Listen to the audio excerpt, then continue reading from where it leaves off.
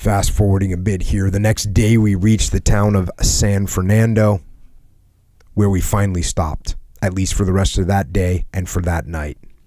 Here we were finally fed about a cup of boiled rice and allowed to have water.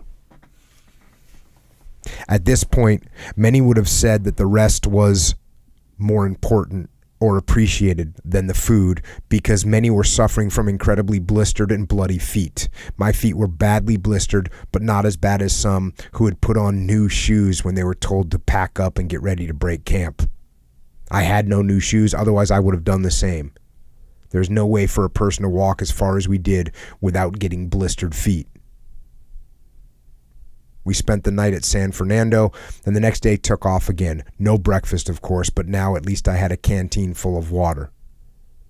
By this time, we were in an area where the Filipinos had returned to their barrios and nipa huts bordering the road.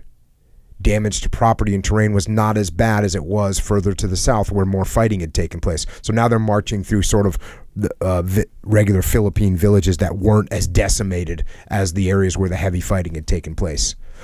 There were Filipino men, women, and children watching us as we wearily walked along. And by the way, another thing I didn't explain very well, the Filipino military men were also being marched simultaneously, but they had them segregated. So this is from the American viewpoint. They could see that the Filipinos were getting treated equally brutal, and if not worse, and they took massive casualties. They took tens of thousands of deaths on this march.